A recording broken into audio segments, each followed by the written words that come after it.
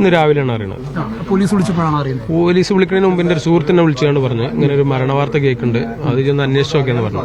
അപ്പോൾ ഞാൻ ഇവിടെ വന്നപ്പോൾ ഇവിടെ ആരുമില്ല. മൂപ്പര് നമ്പറിൽ കോൺടാക്ട് ചെയ്തു, മൂപ്പര് ഫോൺ എടുക്കണില്ല. പിന്നെ ഇവിടെ മലപ്പുറം ഹോസ്പിറ്റലിലൊക്കെ ആയിരിക്കും എന്നുള്ള നിലക്ക് ആൾ ഹോസ്പിറ്റലിലൊക്കെ ബന്ധപ്പെടാൻ ശ്രമിച്ചു. പക്ഷെ അതിനിടയിലാണ് പെരുമ്പാവൂർ സ്റ്റേഷനിൽ നിന്ന് പോലീസുകാർ എന്നെ വിളിക്കുന്നത്. ഇങ്ങനെ ഒരു സംഭവം ഉണ്ട്, ഇങ്ങനെ നിങ്ങളെന്താ സ്ത്രീയെ ഹോസ്പിറ്റലിൽ കൊണ്ടുപോയതിൻ്റെ എന്നൊക്കെ എന്നോട് സംസാരിച്ചത്. നമ്മൾ അറിഞ്ഞിട്ടില്ല സംഭവം എന്ന് പറഞ്ഞു. പിന്നെ കഴിഞ്ഞതിന് ശേഷം മൂപ്പര് ഏത് സ്റ്റേഷൻ പരിധിയിലാന്ന് ചോദിച്ചു. ഇങ്ങനെ മലപ്പുറം സ്റ്റേഷൻ പരിധിയിലാണ്. പിന്നെ മൂപ്പര് ഫോൺ കട്ട് ചെയ്ത് നിങ്ങളെ തിരിച്ചു വിളിക്കാമെന്ന് പറഞ്ഞു. പിന്നെ വേറൊരു പോലീസാണ് നമ്മളെ വിളിച്ചത്. പിന്നെ വിളിച്ചിട്ട് പറഞ്ഞ് ഇങ്ങനെ ഈ ഇതിൻ്റെ മൂപ്പര ID പ്രൂഫുകളോ അങ്ങനെ വല്ലതും ഉണ്ടോ എന്ന് ചോദിച്ചു. അങ്ങനെ മൂപ്പര ID പ്രൂഫുകളൊക്കെ കൊടുത്ത് ലൊക്കേഷനും ഇവിടെ അഡ്രസ്സുകളൊക്കെ കൊടുത്ത് അത് കഴിഞ്ഞതിന് ശേഷം മലപ്പുറം സ്പെഷ്യൽ ബ്രാഞ്ചിൽ നിന്ന് വിളിച്ചു.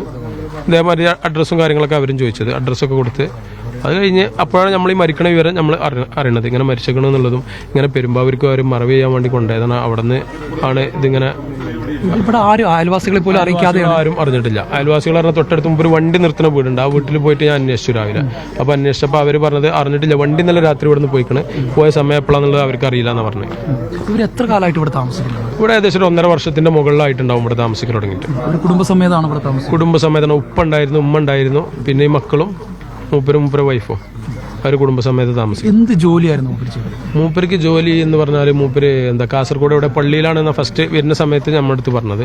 പിന്നെ അതിനുശേഷം മൂപ്പര് ഇങ്ങനെ പ്രസംഗത്തിനും ഇതിനൊക്കെ പോലുണ്ട് എന്ന് പറഞ്ഞ് അറിയപ്പെട്ട് കഴിഞ്ഞിട്ടുണ്ട്. പിന്നെ അതുപോലെ ഈ മടവൂർ കാഫില ഇറങ്ങേണ്ട ഒരു യൂട്യൂബ് ചാനലുണ്ട് മൂപ്പർക്ക്. അങ്ങനെയുള്ള വിവരങ്ങളൊക്കെ നമ്മൾക്കുള്ളൂ. മതപ്രഭാഷകനായിരുന്നു ഇവിടെ. അങ്ങനെയൊക്കെയുള്ള ഒരു വിവരമാണ് നമ്മൾക്കുള്ളത്. മൂപ്പര് അത് പള്ളിയിൽ ജോലി ചെയ്യണ. ഈ അയൽവാസികളായിട്ടൊക്കെ എങ്ങനെയാ ബന്ധം?